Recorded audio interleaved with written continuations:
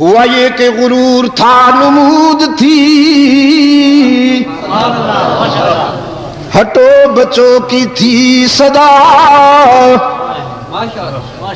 غرور تھا، نمود تھی، ہٹو بچوں کی تھی صدا، اور آج تم سے کیا کہوں لحد کا بھی پتا نہیں، کم ترکوا من جنات وعیون، کئی گزرے ہیں دنیا میں ایسے جنہوں نے جراثیم کے ڈھیر لگائے اپنی اولاد کے لیے، لیکن وہ سب فنا ہو گیا۔ قرآن یہ کہنا چاہتا ہے راولپنڈی والوں، اہل نظر اپنے بچوں کے لیے سونا چاندی کے ڈھیر نہیں لگایا کرتے، یہ آگ ہے آگ، اس میں تو رشتے بھسم ہو جاتے ہیں، اس میں تو محبتیں راکھ بن جاتی ہیں، ابھی باپ کی میت موجود ہوتی ہے کہ لڑائی شروع۔ اہل نظر کبھی یہ دولت جمع نہیں کرتے۔ مجھے معلوم ہے کہ مفسرین نے مختلف رائے قائم کی، لیکن مجھے اس رائے پہ اتفاق ہی نہیں، یقین ہو گیا، اور جب میں نے یہ پڑھا تو جھوم اٹھا کہ اس دیوار کے نیچے ایک تختی، پتھر کی تختی یا سلور کی تختی دفن تھی، اور اس تختی پہ اس صالح متقی بندے نے اپنے بچوں کے لیے یہ وصیت لکھ دی تھی کہ لا تشرک باللہ،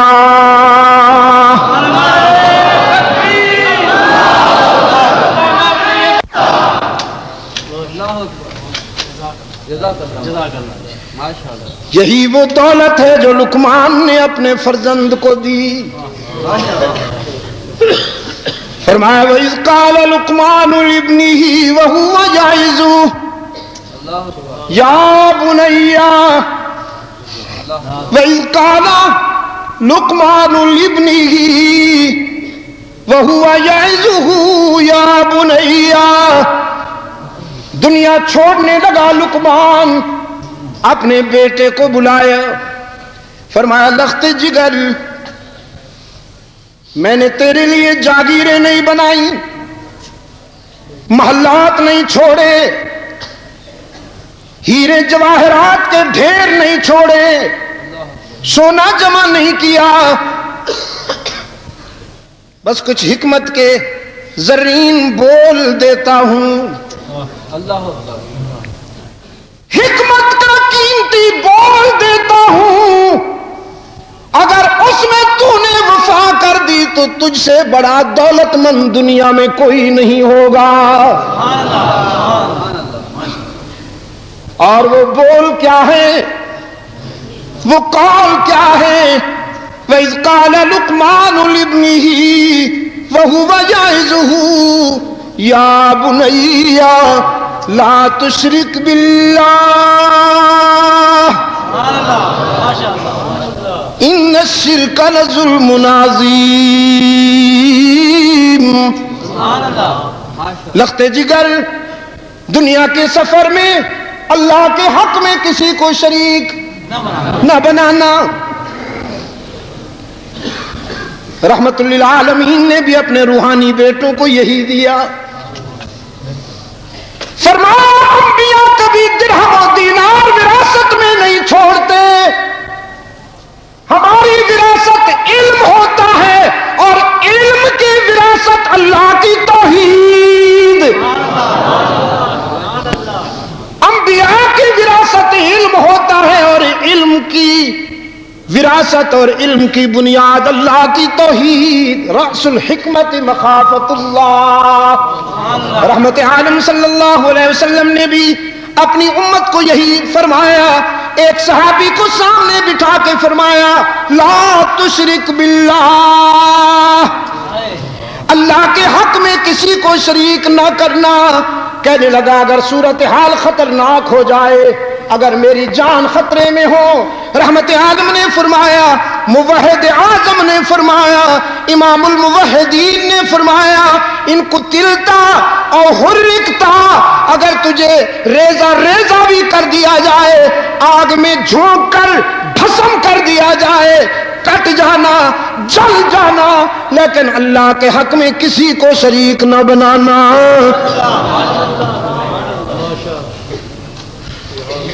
قرآن پاک نے فرمایا ام کنتم شہداء اذ حضر یعقوب الموت. یاد ہے کچھ؟ ام کنتم شہداء اذ حضر یعقوب الموت اذ قال لبنیہ ما تعبدون من بعدی. جب یعقوب دنیا چھوڑنے لگا, موت کے آثار سامنے نظر آئے تو اپنے بچوں کو قریب بلایا, فرمایا ما تعبدون من بعدی. دنیا چھوڑنے سے پہلے میں نے جو تمہیں سبق پڑھایا, میں نے جو تمہیں تعلیم دی, ذرا بتاؤ میرا وہ سبق یاد ہے کہ نہیں؟ اپنی آنکھیں بند کرنے سے پہلے, کیا کہا میں نے؟ اپنی آنکھیں بند کرنے سے پہلے تمہاری آنکھیں کھولنا چاہتا ہوں. اپنی آنکھیں بند کرنے سے پہلے تمہاری آنکھیں کھولنا چاہتا ہوں. ما تعبدون من بعدی, بتاؤ تمہاری جبین کی عاجزیوں کے لیے مسجود کون؟ اے اللہ, جب تک نظام صبح و شام قائم رہے, جب تک فلک کے دامن میں ستارے چمکتے رہیں, جب تک ہدایت میں انادل چہکتے رہیں, شیخ القرآن کے حدیقہ سے, شیخ القرآن کے اس گلشن توحید و سنت سے بھی یہ آواز بلند ہو. شیخ الہند کے روحانی فرزندوں کی یہ آواز گونجتی رہے, ولی اللہ کے روحانی بیٹوں کی یہ آواز گونجتی رہے, شاہ اسماعیل شہید کے روحانی بیٹوں کی یہ آواز گونجتی رہے. آلے اس کی بگڑی بھی اسی سے بنے گی, چاہے وہ دنیاوی زندگی کے کسی شعبے میں کھڑا ہو. میں نے پہلے کہا اس اسٹیج سے میں نمبر نہیں سیاسی نمبر بنانے کے لیے نہیں آیا ہوں, بس اتنا ضرور کہتا ہوں کہ اگر کسی کا دل چاہے تو اس آواز میں شامل ہو کے دیکھ لے. انسانی جبین کی عاجزیوں کے لیے سچا مسجود کون؟ ہی پہ ضرب لگے ذرا, تاکہ بھی کے بیماروں کو اللہ شفائے کاملہ عطا فرمائے. انسانی جبین کی عاجزیوں کے لیے سچا مسجود کون؟ علام الغیوب کون؟ کارساز و دستگیر کون؟ حاجت روا و مشکل کشا کون؟ بیماریاں دور کرنے والا کون؟ سفینے پار لگانے والا کون؟ دعا پکار کو قبول کرنے والا کون؟ تانا دیے بغیر معاف کر دینے والا کون؟ باقی جہاں جاؤ گے لوٹے جاؤ گے راول پنڈی والو, پاکستان والو, باقی جہاں جاؤ گے لوٹے جاؤ گے. آستانے سجے ہوئے ہیں, قبریں سجی ہوئی ہیں, جھنڈیاں لہرا رہی ہیں, اور بیٹھے ہوئے ہیں پروفیشنل یتیم. فلسفہ یہ ہے کہ کچھ لے کے آؤ گے تو کچھ لے کے جاؤ گے, خالی ہاتھ آؤ گے تو خالی ہاتھ جاؤ گے. بس یہی در ہے, اسی در سے صدا آ رہی ہے، اسی در سے صدا آتی رہے گی قیامت تک کہ کچھ نہ لے کے آؤ سب کچھ لے کے جاؤ، خالی ہاتھ آؤ دامن بھر کے جاؤ، کچھ لیے بغیر سب کچھ دینے والا کون ہے؟ افریقہ میں ایک نو مسلم سے میں نے پوچھا، عیسائیت چھوڑ دی تم نے، اسلام قبول کیا، اسلام کی کس ادا نے تجھے متاثر کیا؟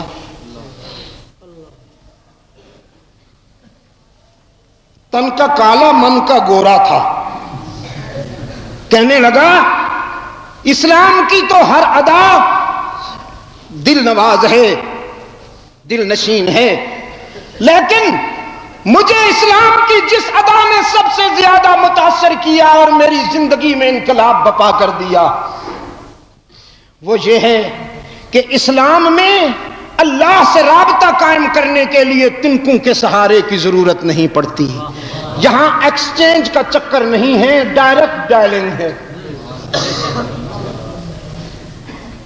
میں نے جب اس سے وضاحت چاہی تو کہنے لگا بات یہ ہے کہ جب ہم عیسائی ہوتے تھے تو کلیسا میں بیٹھے ہوئے پادری ہم سے کہتے تھے گاڈ تمہاری نہیں سنتا، چہرہ تکیا ہی کدے اپنا بوٹھا دیکھے ہی اپنا کدے، رب نال گلاں کرنا چاہتا ہے، رب کو منوانا چاہتا ہے، تہاڈی نہیں سندا، تسی دنیا پھسے ہو، اسی اللہ دے پیارے ہیں، اسی مقدس لوگ ہاں، تہاڈی سندا نہیں تے ساڈی موڑدا نہیں، تسی سانو خوش کرو تے اسی انہوں خوش کریں گے، تسی سانو خوش کرو تے اسی انہوں خوش کریں گے۔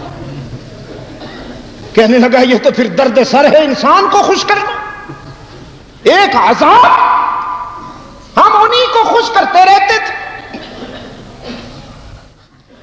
ایک دن ہمارے ٹاؤن میں اللہ کا کرم ہوا کہ محمد الیاس کے مبلغین آ گئے،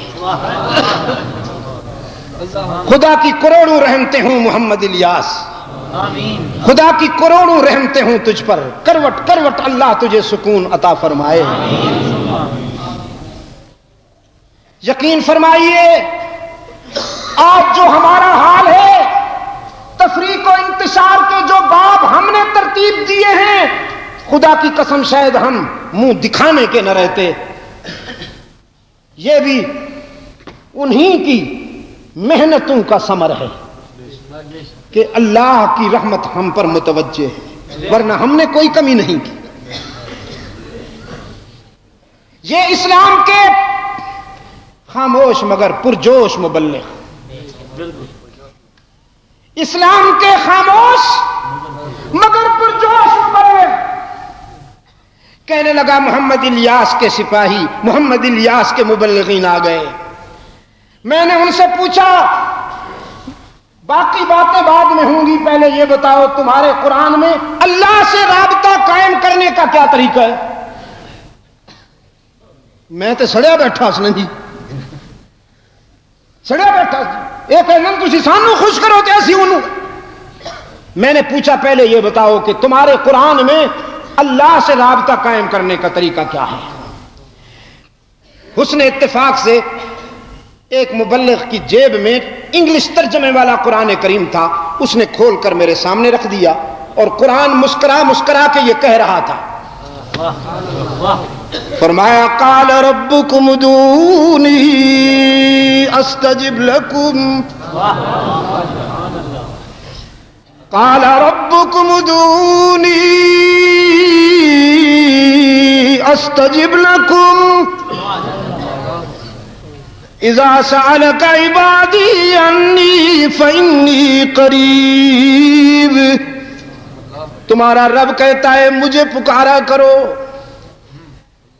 مجھے پکارا کرو، میں تمہاری دعا و پکار کو نہیں سننے کی بات ہی نہیں ہے، ایک ہے سننا ایک ہے مان لینا، سننے کے بعد ماننا یہ سیکنڈ سٹیپ ہے، پہلے سنیں گے، پھر غور کریں گے، پھر مشورہ لیں گے، مانے کہ نہ مانے۔ رب العالمین نے فرمایا جب تو مجھے یاد کرتا ہے میں نے سننے والا خانہ ہی ختم کر دیا، تو بول تو صحیح، قبول کرتا ہوں۔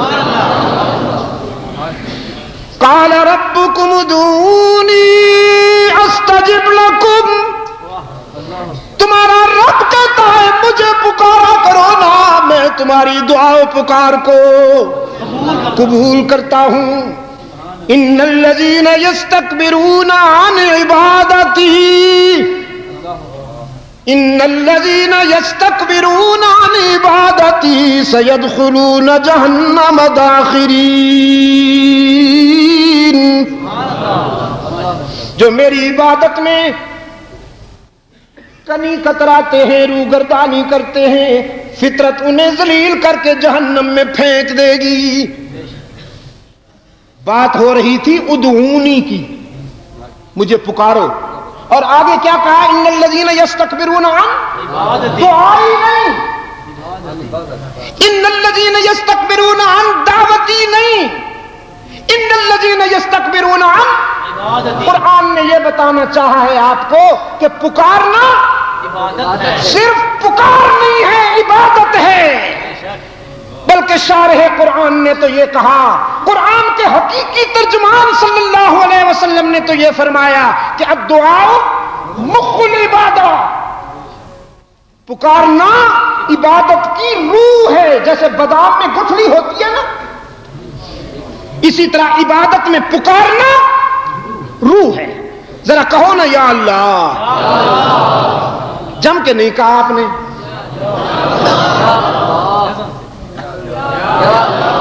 ناراض لگتے ہو، مہنگائی ہو گئی یا محترمہ آ گئی ہے؟ ہمارا تو قصور نہیں ہے، جو اس ملک کا قانون ہے اس کے جلوے تو دیکھنے پڑیں گے نا بابو۔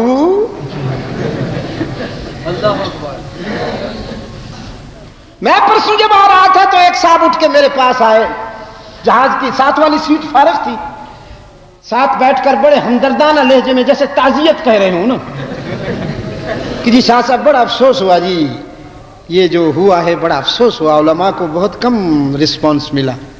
میں نے کہا نہیں کوئی افسوس نہیں ہوا مسٹر، کوئی افسوس نہیں ہوا۔ کہنے لگا کیوں؟ میں نے کہا اس لیے کوئی افسوس نہیں ہوا کہ جس معاشرے کا 90% اشرار پہ مشتمل ہو، میں مغربی جمہوریت کا کاسا لے کے جاؤں وہاں سے خیر ڈھونڈوں، یہی ملے گا اور کیا ملے گا؟ بے شک مجھے کسی غلط فہمی میں مبتلا نہیں ہونا چاہیے۔ پھر کہنے لگا جی یہ عورت کی وہ جو ہے حکمرانی اسلام میں، میں نے کہا بس کرو، عورت کی حکمرانی اسلام، جب اسلام آئے گا پھر اسلام بتائے گا۔ تم نے یہاں اسلام کو لانے کب دیا؟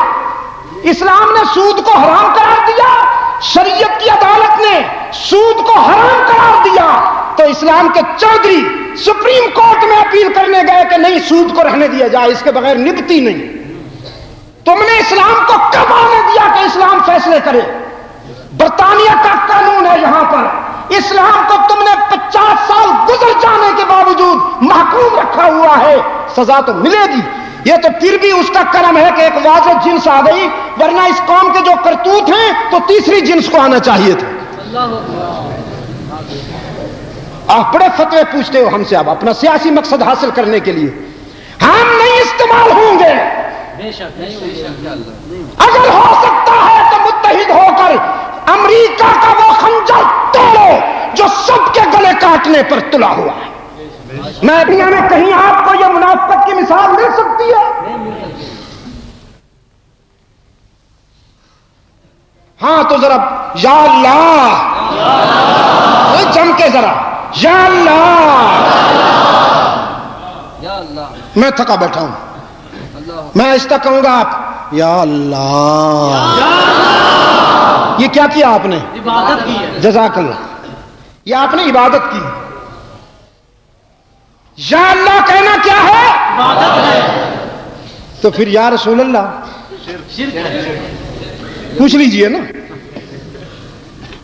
اس شاخ سے، اس شاخ سے کوئی مانتے تو ہیں لیکن ذرا دیر سے مانتے ہیں، دیر سے مانتے ہیں۔ سیاسی ضرورت پڑی تو کہہ دیا، یہی تو مصیبت ہے، تباہ کر رکھا ہے سیاست نے۔ میں جب تک کہتا تھا تو کراچی میں میرا داخلہ بند ہوتا تھا۔ یہ ہمارے سندھ کے بھائی بیٹھے ہیں، قاری صاحب، ان سے پوچھئے میرے بارے میں وہاں کیا فیصلے ہوتے ہیں صوبہ سندھ میں۔ پورے صوبہ کی پولیس ایئرپورٹ پر، ریلوے اسٹیشن پر الرٹ کھڑی ہے کہ عبد المجید نہ آ جائے۔ اگر میں کہتا تھا تو فتویٰ ہوتا تھا یہ گستاخ ہے۔ اب سیاسی ضرورت پڑی تو ارشاد فرمایا اگر کوئی احتراماً سجدہ کرتا ہے تو وہ شرک کر رہا ہے، تعظیماً سجدہ کرتا ہے تو وہ شرک کر رہا ہے، لیکن اگر کوئی مذہب سمجھ کے سجدہ کرتا ہے تو وہ کفر کر رہا ہے۔ الآن جئت بالحق، اور کھل جائیں گے 2-4 ملاقاتوں میں۔ یا اللہ کہنا کیا ہے؟ عبادت ہے۔ تو اس لہجے میں، اس ٹون میں اللہ کے کسی ولی کو، نبی کو، شہید کو، صدیق کو پکارا جائے گا تو وہ کیا بنے گا؟ شرک بنے گا۔ میرے عزیز دوستوں، قرآن کریم کا پیغام یہ ہے، اہل نظر کی دولت توحید ہے، اہل نظر کی دولت توحید ہے، اور پاکستان والوں اللہ کی توحید میں وفا کرو گے تو تمہاری بگڑی بنے گی۔ مجاہد بننے کا شوق ہے؟ اس کے لیے بھی پہلے موحد بننا ضروری ہے۔ مجبوری یہ ہے، مجبوری یہ ہے کہ مجاہد بننے سے پہلے موحد ہونا ضروری ہے۔ ابو بکر صدیق سے لے کر شاہ اسماعیل شہید تک، صدیق اکبر سے لے کر شاہ اسماعیل شہید تک کی تاریخ گواہ ہے۔ مجھے دکھائیے کہ کوئی مشرک مجاہد بن گیا ہو۔ حتیٰ یلج الجمل فی سم الخیاط، قلیل ملت۔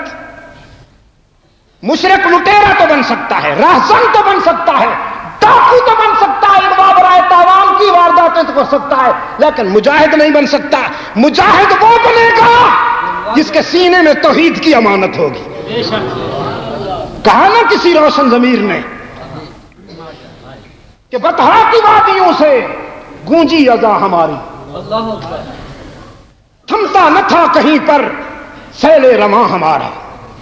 اے آپ جوئے گنگا، وہ دن ہے یاد تجھ کو، اترا تیرے کنارے جب کارواں ہمارا۔ سالار کارواں تھا میر حجاز اپنا، جس نام سے ہے باقی آرام جا ہمارا۔ توحید کی امانت سینوں میں ہے ہمارے، توحید کی امانت سینوں میں ہے ہمارے، توحید کی امانت انشاءاللہ ثم انشاءاللہ۔ جس طرح افغانستان کے محاذ پر شاہ ولی اللہ کے رضاکاروں نے ایک تاریخ ترتیب دی ہے، کشمیر کے محاذ پر بھی انشاءاللہ شاہ ولی اللہ اور اسماعیل شہید کے بیٹے ہی تاریخ لکھیں گے۔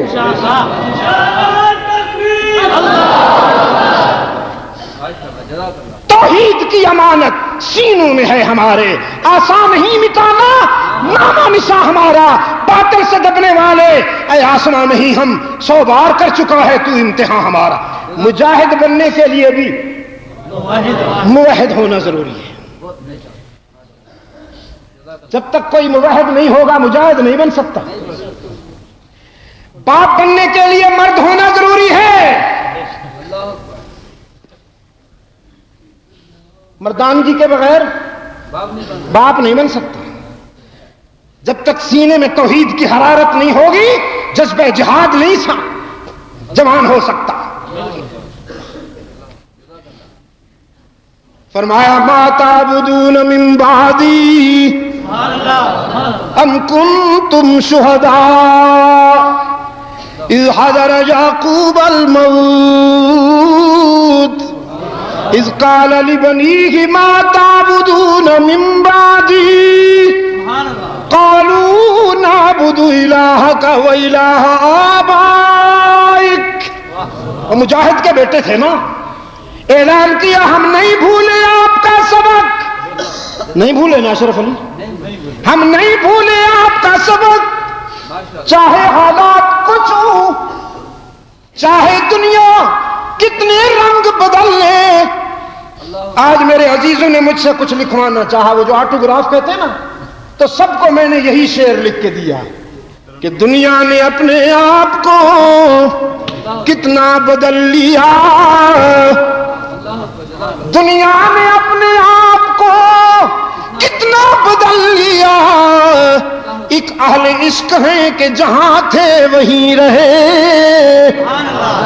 ہماری جبین کی عاجزیوں کے لیے سچا مسجود کون ہے؟ معبود کون ہے؟ ہر جگہ موجود کون ہے؟ علام الغیوب کون ہے؟ کارساز و